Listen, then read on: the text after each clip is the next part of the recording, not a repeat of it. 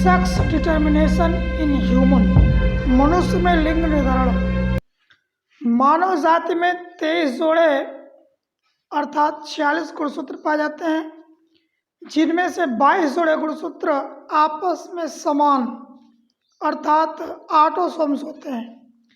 23वीं जोड़ी के गुणसूत्र स्त्रियों व पुरुषों में समान नहीं होते। इन्हें विषमजात अर्थात हेट्रोसोम्स कहते हैं। 23वीं जोड़ी गुणसूत्र को लिंग गुणसूत्र भी कहते हैं, क्योंकि लिंग गुणसूत्र का उपयोग मानव में लिंग निर्धारण में किया जाता है, अर्थात नर एवं मादा लक्षणों के लिए उत्तरदायी X और Y गुणसूत्र होते हैं। मनुष्य में संतान के लिंग निर्धारण के लिए पुरुष का Y गुणसूत्र जिम्मेदार होता है, क्योंकि Y गुणसूत्र की छोटी भुजा पर SRY sex region of Y gene होता है। यह जीन 6 से 8 सप्ताह के भ्रूण में सक्रिय हो जाता है और TDF testis determining factor protein का निर्माण करता है। यह प्रोटीन भ्रूणी जननों के मध्यक अर्थात मेडुला से वृषण निर्माण को प्रेरित करता है और वृषणों में उत्पन्न टेस्टोस्टेरोन हार्मोन से नर लैंगिक लक्षण विकसित होते हैं। चूँकि स्त्रियों में Y गुणसूत्र अनुपस्थित होता है, अतः TDF न बन पाने के कारण भ्रूणीय जननों का मेडुला अंडाशयों में विकसित हो जाता है। अब हम लोग X और Y गुणसूत्र की चर्चा करेंगे। X गुणसूत्र की अपेक्षा Y गुणसूत्र आकार और भार में छोटा होता है। फलस्वरूप निषेचन क्रिया में Y गुणसूत्र बहुत जल्दी भाग ले लेता है। यही कारण है कि संसार में स्त्रियों की अपेक्षा पुरुषों की संख्या अधिक होती है। मनुष्य में लिंग निर्धारण सेक्स डिटर्मिनेशन इन ह्यूमन 46 गुणसूत्रों में से अर्धसूत्री विभाजन द्वारा युग्मक जनन की प्रक्रिया होती है। फलस्वरूप गुणसूत्रों की संख्या युग्मकों में आधी हो जाती है, अर्थात निषेचन में जब माता का 22 + X अर्थात 23 गुणसूत्र पिता के 22 + X गुणसूत्र से मिलता है तो उत्पन्न संतान 44 + XX अर्थात पुत्री होती है। लेकिन जब निषेचन के समय माता का 22 + X गुणसूत्र पिता के Y गुणसूत्र से मिलता है तो उत्पन्न संतति 44 + XY अर्थात पुत्र होता है। सेक्सुअल डाइमॉर्फिज्म लैंगिक द्विरूपता। जंतुओं में जब एक लिंगी जंतु अर्थात नर व मादा की पहचान उसके बाहरी शरीर के अंगों तथा जननांगों को देखकर हो जाती है तो उसे ही लैंगिक द्विरूपता कहते हैं। मनुष्य जाति में स्त्री व पुरुष का भेद 23वीं जोड़ी के गुणसूत्रों के कारण होता है, अतः 23वीं जोड़ी के गुणसूत्रों को लिंग गुणसूत्र कहते हैं। नर में दाढ़ी मूंछ का आना, आवाज़ का भारी होना और वृषणों में शुक्राणुओं का निर्माण यौनारंभ होने पर प्रारंभ हो जाता है, जो पुरुष के द्वितीयक लैंगिक लक्षणों के उदाहरण होते हैं।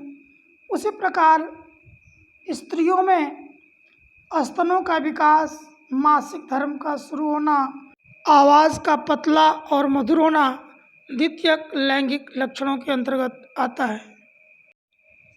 वंशागति का गुणसूत्रीय मत क्रोमोसोमल थियरी ऑफ इनहेरिटेंस। केंद्रक में सूत्रनुमा रचनाओं को वाल्डेयर ने 1888 ईस्वी में क्रोमोसोम्स या गुणसूत्र नाम दिया। गुणसूत्र DNA के बने होते हैं। DNA के छोटे छोटे खंडों को जीन्स कहते हैं। जीन्स अमीनो अम्लों के बने होते हैं और 20 प्रकार के अमीनो अम्ल आपस में मिलकर विभिन्न प्रकार के प्रोटीन्स का निर्माण करते हैं। आनुवंशिक लक्षण प्रत्येक जीन्स पर अलग अलग होते हैं, अर्थात एक आनुवंशिक लक्षण के लिए एक जीन उत्तरदायी होता है। एक पीढ़ी से दूसरी पीढ़ी में आनुवंशिक लक्षण जीन्स के द्वारा चले जाते हैं। एक जीन एक लक्षण, one gene one enzyme. Messenger RNA की श्रृंखला पर नाइट्रोजनी समक्षारकों का क्रम कोड या कोडान के रूप में मिलकर 20 प्रकार के अमीनो अम्ल का निर्माण करता है।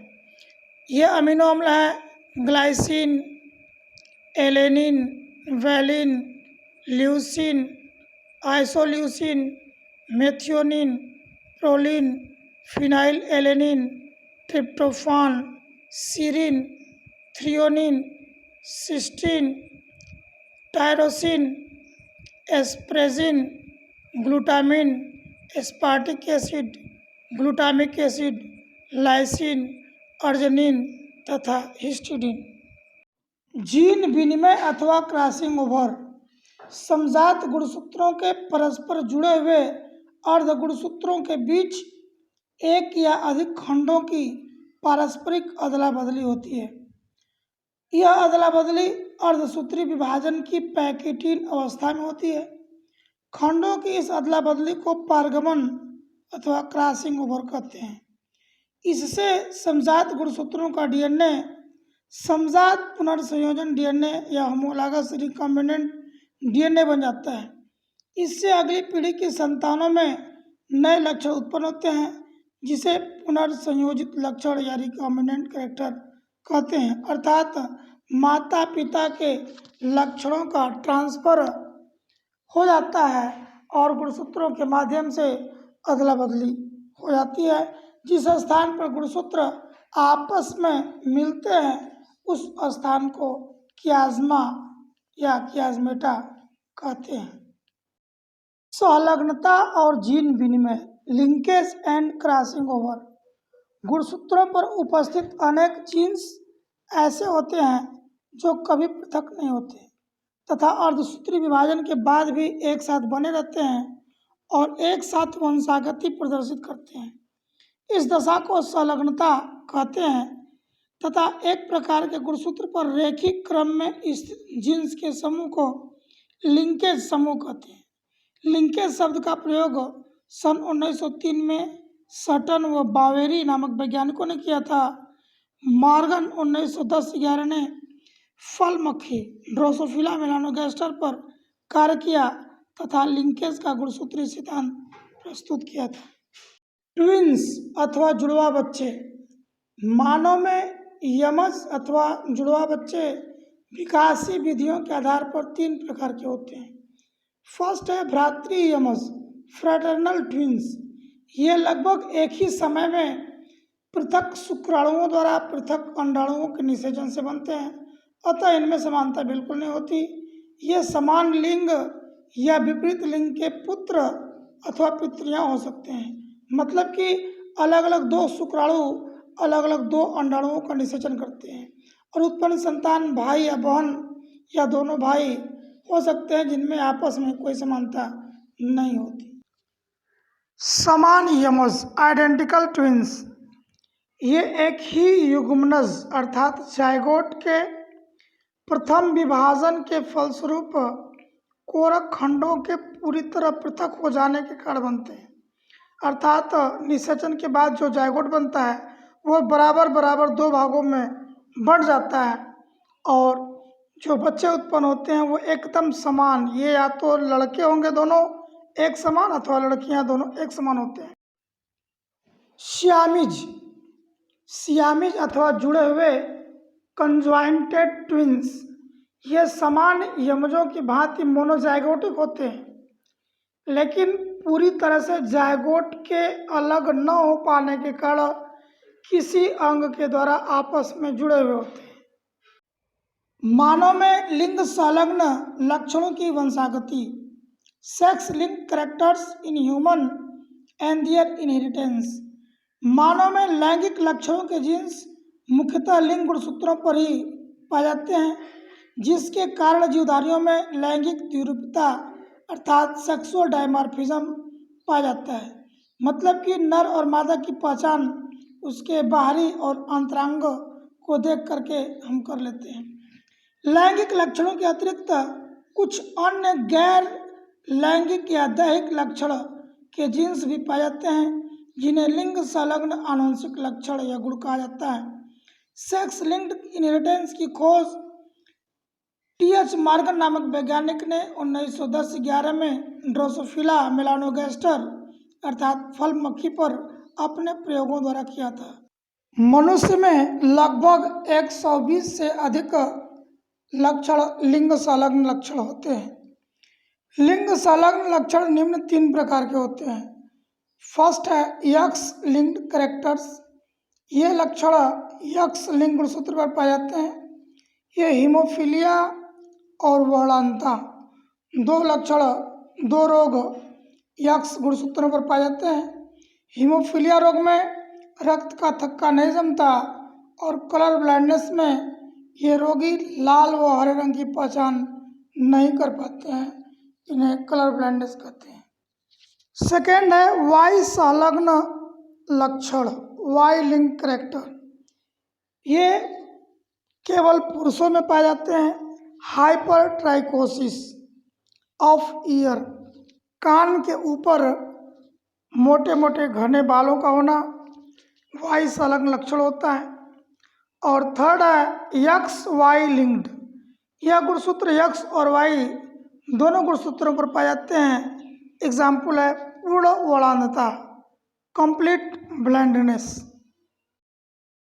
यक्स संलग्न लक्षणों की वंशागति।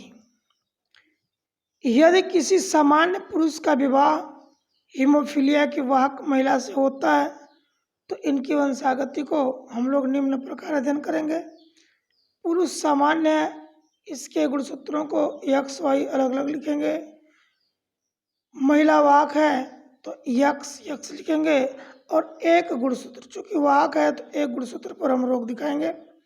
अब देखेंगे दोनों ओर गुणा करेंगे यक्स यक्स, ये पुत्री सामान्य होगी, यक्स वाई यह पुत्र सामान्य होगा, एक्स एक्स यह यक्स यहाँ चला जाएगा तो यह पुत्री वाहक होगी और यक्स वाई यह पुत्र रोगी होता है। अर्थात इस केस में 50% पुत्रियाँ सामान्य और 50% पुत्रियाँ वाहक होती हैं और 50% पुत्र सामान्य और 50% पुत्र रोगी होते हैं। दूसरी कंडीशन, यदि पिता हीमोफीलिया का रोगी हो और माता सामान्य हो तो इनके संतानों में किस प्रकार रोग होने की संभावना होती है। यहाँ देखेंगे पिता रोगी माता सामान्य। चूँकि पिता का एक यक्स गुणसूत्र पर रोग होता है अतः यक्स गुणसूत्र पिता का केवल पुत्रियों में जाता है। अतः जितनी पुत्रियाँ हो जाएंगी वो वाहक होंगी और जितने पुत्र होंगे समान होंगे। इस डायग्राम में हम देखेंगे पिता का यह यक्स गुणसूत्र जिस पर रोग है ये आएगा, एक यक्स गुणसूत्र आएगा यहाँ, ये माता का एक यक्स गुणसूत्र आएगा, यह पुत्री हो जाएगी रोगी, यह पुत्र हो जाएगा सामान्य, यह पुत्री होगी वाहक और यह पुत्र सामान्य होता है। तीसरी कंडीशन में माता वाहक और पिता के रोगी होने पर तो इनके संतानों में हीमोफीलिया की वंशागत इस प्रकार होती है। चूँकि माता का एक यक्स गुणसूत्र इस पर रोग है और पिता के इस यक्स गुणसूत्र पर रोग है, यह माता का यह यक्स गुणसूत्र पिता का यह यक्स गुणसूत्र आता है। इस गुणसूत्र के रोग होने पर यह पुत्री होगी वाहक होगी, यह भी पुत्री वाहक होगी, यह पुत्र सामान्य होगा और यह पुत्र रोगी होता है। अर्थात 100% पुत्रियाँ वाहक होती हैं, 50% पुत्र सामान्य और 50% पुत्र रोगी होते हैं। मेंडेलियन डिसऑर्डर इन मैन, मनुष्य में मेंडेलियन व्यतिक्रम। फर्स्ट है रंजकहीनता अर्थात अल्बिनिज्म। अन्य स्तनधारियों की भांति मानव में त्वचा, बालों एवं आँखों की पुतली का रंग मिलेनिन नामक रंगा पदार्थ की उपस्थिति के कारण होता है। मिलेनिन की अनुपस्थिति में त्वचा व बालों का रंग सफ़ेद तथा पुतली गुलाबी या लाल दिखाई देती है। इस दशा को रंजकहीनता या अल्बिनिज्म कहते हैं। मिलेनिन रंगा के संश्लेषण हेतु टायरोसिनेज एंजाइम्स की आवश्यकता होती है जो एक प्रबल डोमिनेंट जीन के प्रभाव से बनता है। अतः इस जीन का साथी जीन अप्रबल जीन रंजकहीनता का जीन होता है और सुप्त जीन के प्रभाव से रंजकहीन व्यक्ति प्राप्त होते हैं। अर्थात इस कंडीशन में हम देखेंगे कि जहाँ भी अप्रभावी जीन स्मॉल ए रहेगा वहाँ रंजकहीन व्यक्ति प्राप्त होते हैं, चूँकि अप्रभावी जीन के प्रभाव से यह रोग उत्पन्न होता है। एल-कैप्टेन्यूरिया मनुष्यों में फिनाइल एलेनिन एवं टायरोसिन अमीनो अम्लों के उपापचय से एक चरण में होमोजेनेटिक एसिड बनता है। इस रोग से ग्रसित व्यक्ति में इस अम्ल का विखंडन नहीं हो पाता, फलस्वरूप रक्त में इसकी मात्रा बढ़ जाने से गठिया रोग आर्थराइटिस हो जाता है। मूत्र में होमोजेनेटिक अम्ल के उत्सर्जन से वायु के संपर्क में आने पर मूत्र का रंग काला पड़ जाता है। होमोजेनेटिक एसिड के विखंडन के लिए आवश्यक एंजाइम्स का एक प्रबल जीन के नियंत्रण में संश्लेषण होता है, अतः मनुष्य में दोनों जीन सुप्त होने पर एल-कैप्टेन्यूरिया नामक रोग हो जाता है। सिकल सेल एनीमिया, हंसिया का रुधिराणु एनीमिया। इस रोग में रुधिर में ऑक्सीजन की कमी होने पर रोगी के अधिकांश लाल रुधिराणु हीमोग्लोबिन की विशेष रचना के कारण सिकुड़कर हंसियाकार और निरर्थक हो जाते हैं, जिसके कारण रोगी की मृत्यु तक हो सकती है। यह रोग भी सुप्त जीन के कारण होता है। हीमोग्लोबिन की आणविक रचनाओं में 4 पॉलीपेप्टाइड श्रृंखलाएं होती हैं। 2 अल्फा व 2 बीटा श्रृंखलाएं होती हैं। बीटा श्रृंखला के प्रथम स्थान पर अमीनो अम्ल वेलिन होता है और सामान्य हीमोग्लोबिन की बीटा श्रृंखलाओं के छठे स्थान का अमीनो अम्ल ग्लूटामिन होता है। बीटा श्रृंखला में ग्लूटामिन की प्रस्तुति एक प्रबल जीन के नियंत्रण में होती है। इस जीन के साथ ही सुप्त जीन के नियंत्रण में बीटा श्रृंखलाओं में छठे स्थान पर ग्लूटामिन के बजाय वेलिन अणु की प्रस्तुति हो जाती है। अतः हीमोग्लोबिन में ऑक्सीजन की कमी होने पर आरबीसी सिकुड़कर हंसियाकार हो जाता है, फलस्वरूप ऑक्सीजन की कमी हो जाती है और यह रोग हो जाता है। ग्लूटामिन की जगह वेलिन की उपस्थिति प्रभावी जीन के कारण होती है, अतः इसे सिकल सेल एनीमिया कहते हैं। फिनाइल कीटोन्यूरिया PKU, यह रोग भी विशेष एंजाइम से संबंधित दोनों सुप्त जीन के कारण होता है। इस रोग में फिनाइल एलेनिन को टायरोसिन नामक एमिनो अम्ल में बदलने वाले एंजाइम्स फिनाइल एलेनिन हाइड्रोक्सिलेज की कमी होती है, अतः रुधिर में फिनाइल एलेनिन बढ़ जाता है। बच्चों में अल्पबुद्धि हो जाती है, मूत्र तथा पसीना बदबूदार हो जाता है। क्रोमोसोमल डिसऑर्डर इन ह्यूमन, मानव में गुणसूत्रीय व्यतिक्रम समूह उत्परिवर्तनों जीनोमैटिक म्यूटेशंस के कारण गुणसूत्रों की संख्या बदल जाती है। ऐसे परिवर्तन कोशिका विभाजन के समय गुणसूत्रों के बंटवारा न होने के कारण या एक गुणसूत्रों के कई भागों में बढ़ जाने के कारण स्थिति उत्पन्न होती है। इसे यूप्लॉइडी कहते हैं। इसमें गुणसूत्रों की बदली हुई संख्या सदैव एक सेट अर्थात एक गुण संख्या हैप्लॉइड नंबर या इसके गुणों 2, 4, 8 की संख्या में होते हैं। इसे 3n 4n कहते हैं। अतः इसे बहुगुणिता पॉलीप्लॉइडी गुणसूत्र भी कहते हैं। प्रायः यह जीन उत्परिवर्तन के कारण उत्पन्न होता है। जंतुओं में प्रायः पॉलीप्लॉइडी मृत्युकारक या लीथल होती है, अर्थात जंतु मर जाते हैं, लेकिन पौधों में पॉलीप्लॉइडी पाया जाता है। हम देखेंगे पौधों में हैप्लॉइड n गुणसूत्रों की संख्या सिंगल होती है।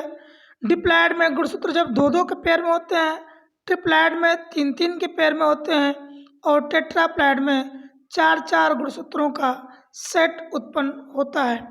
हम देखेंगे पौधों में पॉलीप्लॉइडी के द्वारा पुष्पों में पंखुड़ियों की संख्या बढ़ जाती है, पुष्प का आकार बढ़ जाता है, पुष्प कई कलर का हो जाता है। पौधों में जो फल लगते हैं जब छोटे आकार के होते हैं, लेकिन पॉलीप्लॉइडी के कारण बड़े हो जाते हैं। और कॉलचिसिन नामक एक पदार्थ होता है जो पौधों से उत्पन्न होता है। इसके द्वारा पौधों में पॉलीप्लैडी उत्पन्न किया जाता है। एन्यूप्लैडी, इसमें गुणसूत्रों की बदली हुई संख्या एक गुण सेट के गुणों में नहीं होती। अर्धसूत्रण में एक या अधिक समजात जोड़ियों के गुणसूत्रों के परस्पर पृथक न हो पाने के कारण अर्थात नॉन डिसजंक्शन ऑफ क्रोमोसोम्स के कारण गुणसूत्रों की कुल संख्या कम हाइपोप्लैडी या अधिक हाइपरप्लैडी हो जाती है। हाइपोप्लैडी का मतलब 46 गुणसूत्र में से एक कम हो जाएगा या 46 में से 2 कम हो जाएगा। गुणसूत्र संख्या 45 या 44 जाती है, लेकिन हाइपरप्लैडी में गुणसूत्रों की संख्या 46 + 1 47 या 46 + 2 48 हो जाती है। सिंड्रोम, सिंड्रोम गुणसूत्रों की संख्या अर्धसूत्री विभाजन में गुणसूत्रों के डिलीट हो जाने के कारण या गुणसूत्रों के 2 भागों में न बंटने के कारण यह स्थिति पैदा होती है। गुणसूत्रों की संख्या अधिक या कम हो जाती है। इस स्थिति को सिंड्रोम कहते हैं।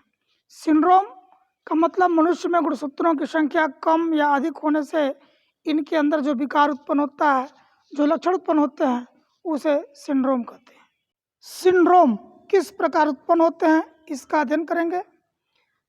पिता में XX गुणसूत्र, माता के XX गुणसूत्र, इनका क्रॉस कराते हैं और हम देखते हैं कि नॉन डिसजंक्शन ऑफ क्रोमोसोम्स के कारण माता के दोनों X गुणसूत्र बट नहीं पाते, वो एक साथ ही जुड़े रहते हैं। अर्थात हम बात करेंगे पिता की, तो पिता का X गुणसूत्र माता के 0 गुणसूत्र से मिलेगा तो संतान 44 + X होगी। दूसरे कंडीशन में पिता का Y गुणसूत्र माता के 0 से मिलेगा तो Y0 मतलब 44 + Y। और तीसरे कंडीशन में पिता का X गुणसूत्र माता के X से मिलेगा तो कंडीशन हो गई 44 + X 3X। और चौथे कंडीशन में पिता का Y गुणसूत्र माता के X गुणसूत्र से मिलेगा तो कंडीशन होगी 44 + X Y। इस स्थिति को हम लोग कई प्रकार के सिंड्रोम के रूप में अध्ययन करते हैं। Down syndrome, Klinefelter syndrome, Patau syndrome इत्यादि। डाउन सिंड्रोम, लैंगडॉन डाउन ने 1866 ईस्वी में इस सिंड्रोम की खोज किया था। इसमें 21वीं जोड़ी के गुणसूत्र 2 के बजाय 3 हो जाते हैं, अतः गुणसूत्र समूह 44 + 2 + 1 = 47 हो जाता है। 3 समजात गुणसूत्रों के ऐसे समूह की दशा को ट्राइसोमी कहते हैं। इस सिंड्रोम वाले व्यक्ति छोटे कद वाले व मंद बुद्धि वाले होते हैं। प्राय इनकी मृत्यु 17 वर्ष की आयु में हो जाती है। 21वीं जोड़ी गुणसूत्र 3 भागों में बढ़ जाते हैं। डाउन सिंड्रोम में एक गुणसूत्र बढ़ जाने के कारण ऐसे व्यक्तियों का सिर गोल, गर्दन मोटी, त्वचा खुरदरी, जीभ मोटी, अंगुलियां ठूठदार, मुख खुला, आंखें तिरछी, पलकें मंगोलों की भांति वलित होती हैं, अतः इन्हें मंगोली जड़ता या मंगोलॉयड आइडियोसिटी भी कहते हैं। इस सिंड्रोम में जनांग सामान्य लेकिन पुरुष नपुंसक होते हैं। टर्नर सिंड्रोम, ये ऐसी स्त्रियां होती हैं जिनमें कि लिंग गुणसूत्रों में से केवल एक X गुणसूत्र उपस्थित होता है, अर्थात ये मोनोसोमिक 2n-1 या 44 + X = 45, अर्थात इनके अंदर गुणसूत्रों की संख्या एक कम हो जाती है। औसतन 5000 स्त्रियों में से एक टर्नर सिंड्रोम से ग्रसित होती है। इनका स्त्री रूप पूर्ण रूपेण विकसित नहीं होता, कद छोटा, जननांग अल्प विकसित होते हैं, स्तनों का विकास न होने से वक्ष चपटा होता है तथा जनद अंडाशय अनुपस्थित होता तथा अर्ध विकसित होता है। इनमें मेंस्ट्रुअल साइकिल अर्थात यमसी भी नहीं होता। इस प्रकार की स्त्रियां इनंच अर्थात नपुंसक होती हैं। क्लाइनेफेल्टर सिंड्रोम। इसमें लिंग गुणसूत्र 2 के बजाय प्रायः 3 हो जाते हैं, अर्थात 44 प्लस XX Y ट्राइसोमिक हो जाते हैं। Y गुणसूत्र की उपस्थिति के कारण इनका शरीर लगभग सामान्य पुरुषों जैसा होता है, लेकिन एक अतिरिक्त X गुणसूत्र की उपस्थिति के कारण इनके वृषण तथा अन्य जननांग छोटे होते हैं और इनमें शुक्राणुओं का भी निर्माण नहीं हो पाता, अर्थात ये भी नपुंसक होते हैं। प्राय इनमें स्त्रियों जैसे स्तनों का विकास हो जाता है, जिसे गायनिकोमेस्टिया कहते हैं। औसतन 500 पुरुषों में से एक क्लिनेफेल्टर सिंड्रोम का शिकार होता है। 44 प्लस XXY के अतिरिक्त 3XY, 4XY, 5XY क्लिनेफेल्टर सिंड्रोम पाए जाते हैं। XYY वाले सिंड्रोम अति नर सुपर मेल्स होते हैं। ये लंबे, बुद्धू, कामुक, गुस्सैले व उग्र स्वभाव के होते हैं। 44 प्लस XXX अर्थात 47 गुणसूत्र वाले सुपर फीमेल्स होती हैं। ये मादाएं देखने में सामान्य तथा फर्टाइल होती हैं, अर्थात बच्चे पैदा करती हैं। बार काय, बार बॉडीज। सन 1949 में बार एवं बर्ट्राम नामक वैज्ञानिकों ने बिल्लियों की त्वचा मुखगुहिका की श्लेष्मिका की कोशिकाओं के केंद्रक में प्राय केंद्रक कलाक से चिपका एक छोटा सा पिंड देखा, जो गुणसूत्रों की भांति स्टेन हो जाते हैं, गुणसूत्रों की भांति रंग जाते हैं। ऐसा ही पिंड तंत्रिका कोशिकाओं के केंद्रक में केंद्रिका के निकट तथा न्यूट्रोफिल से डंठल द्वारा लगा हुआ दिखाई दिया। बाद में पता चला कि यह पिंड केवल सामान्य मादाओं की कोशिकाओं में होता है। इसे लिंग क्रोमेटिन या बार काय कहा जाता है। इसका उपयोग गर्भावस्था के दौरान संतान के लिंग निर्धारण ज्ञात करने में किया जाता है, अर्थात माता के गर्भ में पल रहे संतान के लिंग की जांच कि वह लड़का है कि लड़की बार बॉडीज के द्वारा किया जाता है। Thanks for watching my channel biology classes with Chhotelal. Please like, share and subscribe. धन्यवाद।